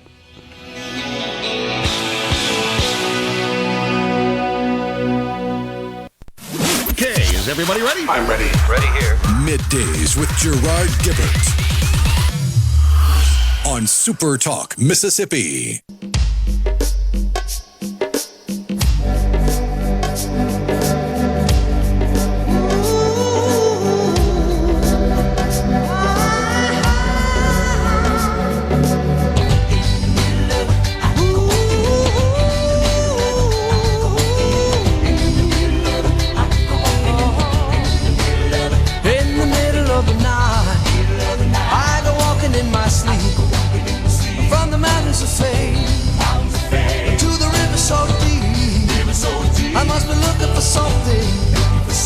We are back in the Element Wealth studio. The Dow up 112. Inflation cooled a little more than expected, a little bit. Now, you've seen the price of gas has fallen, and you have to be honest, it's not really so much about policies that have been implemented by the president, although I think that's coming. It's really about a curbing of demand, mainly from China, whose economy is struggling, and OPEC. And they never really announced a reason, stepped up production. I'm not sure why, but they did. And so it could be their expectation of some pullback in economic conditions. There are a lot of economists that are starting to talk recession. Howard Lutnick, Commerce Secretary, says, nope, not going to happen. By the way, I'm looking at it right now. $3.08, the average price across the country for regular. A year ago, $3.39. A month ago, $3.14. So there you go. It's down somewhat, and I think you'll continue to see that. And I hope that the oil and gas companies take advantage of the deregulation that the president is implementing, and they expand production and thus increase supply. Although I'm a little skeptical of that because they're not terribly motivated to drive the price down and increase supply, especially if they're facing a decrease in demand, because that would cause the price to go down even more. You know what's always kind of baffled me about the Democrats, since you're on that kick today, is do they not realize, I know this is a highly rhetorical question, that by restricting the production, exploration, refining, everything about the supply of fossil fuels-based energy, all they're really doing is driving the price up, which makes the companies that they detest more profitable. And then they complain about the profits they make. I don't think they get that cause and effect, do they? Don't accuse Democrats of understanding economics 101. Jeez. Really incredible. Steve and Pontotoc, y'all try listening to Delilah by Tom Jones. I remember that one. That was an old 60s tune. He used to have his own variety show. Do you know that, Rhino? The Tom Jones Show, or whatever it's called? Yeah, I've never seen a single second of it, but I was aware. Let's see. Your analysis are excellent until your bias kicks in. Example, TANF funds mismanagement under Phil and Friends. Crickets concerning Phil, who will open a hole. always just call balls and strikes. 100 million culpability in Mississippi. You've probably seen the report about that. That's so off base, though. I don't have a problem sharing the fact that the federal government is launching an investigation. Actually, they've already done that. They're demanding some repayment. Okay, I get it. I don't condone what happened. But I'll also admit I haven't studied it in great detail at this point. That all played out, honestly, before I even got around here. So I don't have a problem if there was improper use of that money. I will say this, that TANF program, that ain't nothing but a big old slush fund, man. And there's a lot of stuff you could use that money for that you would think wouldn't be qualified, but it is. Now, I'm not trying to suggest that what happened here was not improper and illegal whatsoever. But I'm saying if we talked about some of the things that are legal, I think you'd be shocked to know, wow, you can do that. Those aren't even in part of this investigation, this case. And I don't know why this person wants to. Of course, I should know because I haven't really looked through the text in the past. That's always a good indicator, right, of the profile of a person. I see one back not too long ago, clean house with your hero, Jason White. My hero? Yeah. It's just another willfully ignorant former educator that believes they're an expert on everything because they were a former educator. I see. My hero's God. I don't worship people. So stupid. Humans. I'm not like the Democrats. I don't worship government. Why don't we build more refineries, says Pete Namery. It's a great question.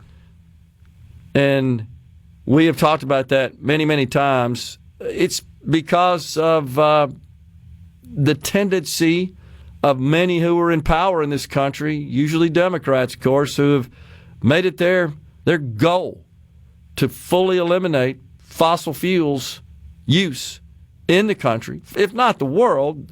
These climate summit nuts that are going down to Brazil, that's their top priority. So a company that looks at making a multi-billion-dollar investment with a 10-year payback says, that just doesn't make sense if we're going to transition away. That's why. And so, consequently, we don't have sufficient refining capacity inside our borders to produce enough usable fuel just within the country.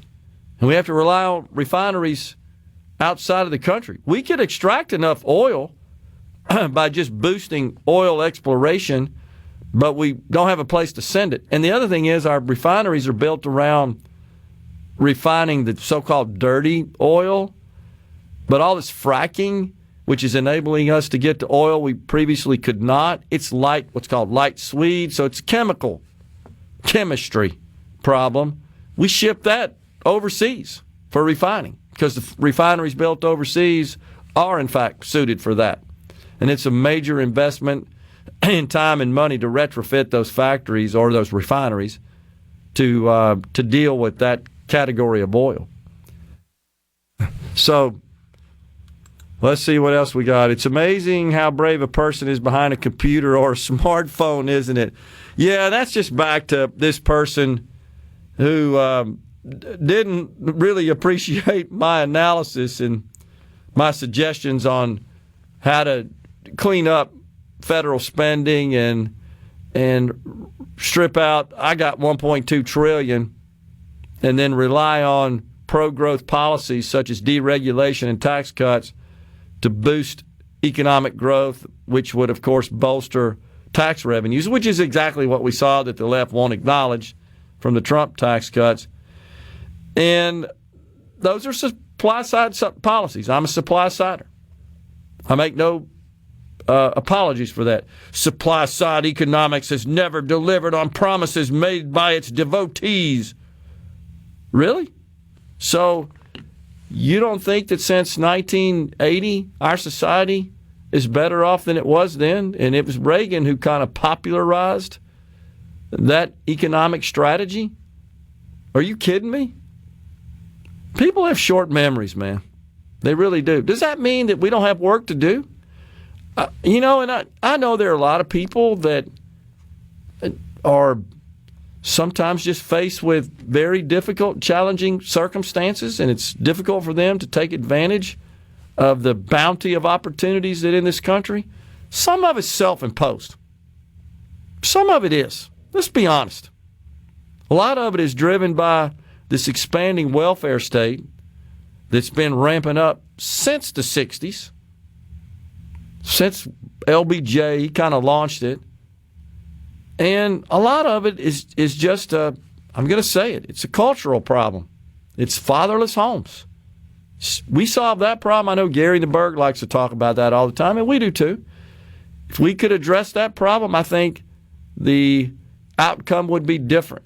But you cannot deny that even with all our flaws and faults and problems and challenges, there's no other country on the planet where the opportunity is so robust as it is in this country. And you know what's happened? You and I have talked about this. All these fantastic technology tools that Americans produced and created over the last couple of decades, that's launched a whole new category of wealthy people.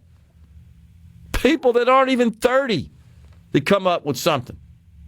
I'll have to admit, the TikTok ads are very compelling. When they get actual TikTok users, businesses, and they go on the television on an ad and say, yeah, the first week I launched this, whatever it is they're selling, I generated $25,000 in revenue. It just shows you the power of connectivity and digital technology. And the reason we have this wealth gap, I've long believed this, is because there are some of us that just understand that and are willing to invest the time and the cycles and the risk, and they will leverage all of those tools into wealth. And then there are others that say, I just don't want to mess with that. I just want to be broke, poor, smoke dope, whatever. I'm generalizing a bit. I know there are legitimate people that are in safety net circumstances, and I feel like society has an obligation, but there's a whole lot that are missing a big world out there of opportunity, man. I'm not going to apologize for this country's provision of it. We're coming right back with the final segment on Middays. Total eclipse of the heart. Hey, this is... It's so awesome! Middays with Gerard Gibert. Come on, let's get on with the show! On SuperTalk, Mississippi.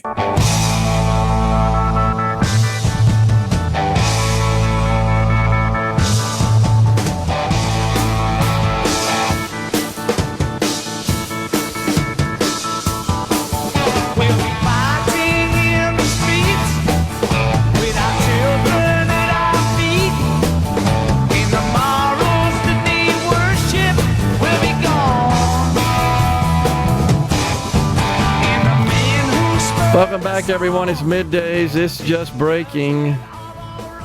The EPA, under the president, just began to roll back the Biden electric vehicle mandate. It is being described as the biggest day of deregulation in the nation's history. Bravo. That's Lee Zeldin, of course, who runs the EPA. He used to be a rep from the great state of New York, a congressional rep, House rep. Ran for governor, came pretty close to defeating Kathy Hochul in an extremely difficult state for a Republican to win. This is good.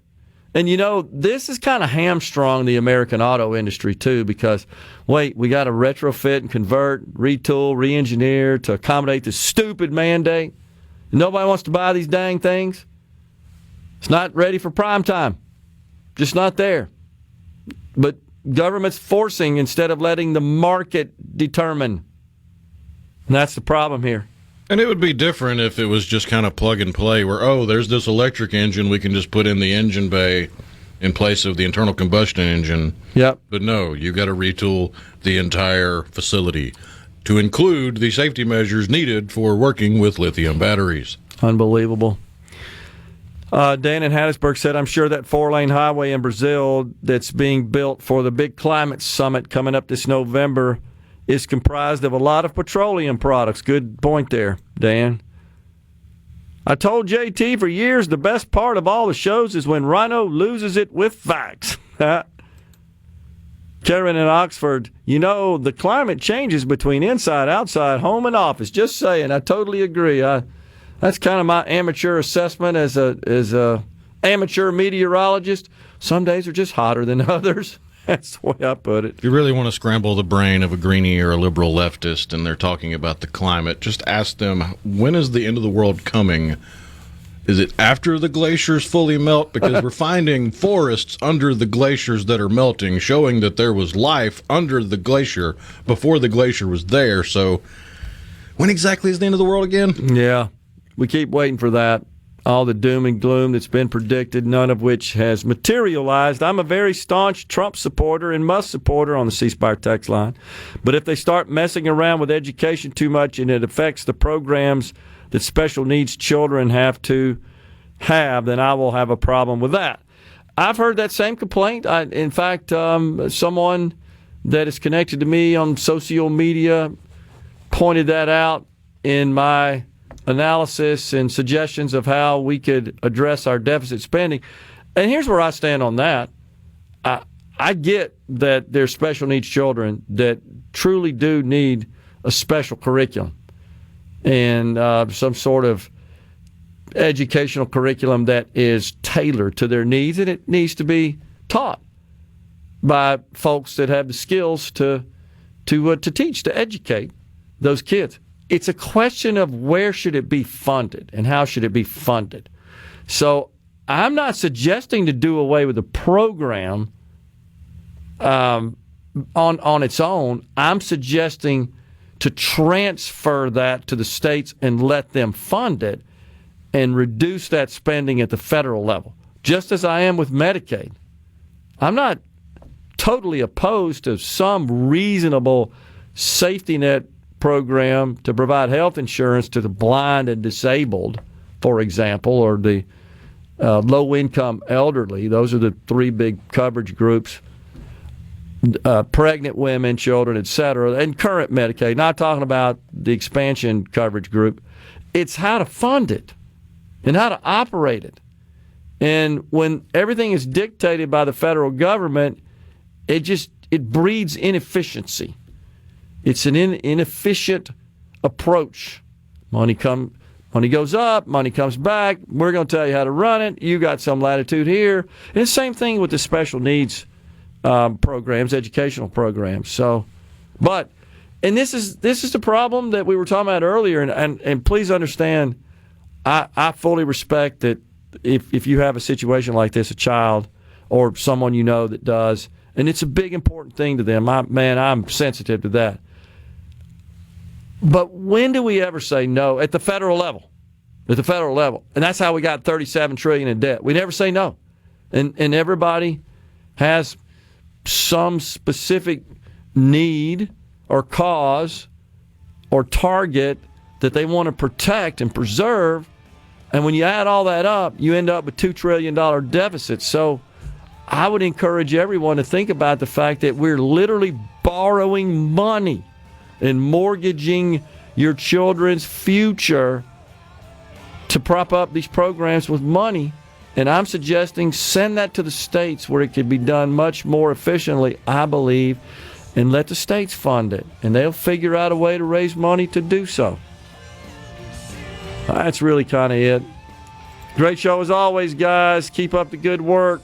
That is Scott and Pearl. I'm sorry, Scott. I see you got a long text there. We didn't get to it today. I'm going to try to copy it for tomorrow. But we're out of here today. We're coming back again tomorrow. Stay safe and God bless everyone.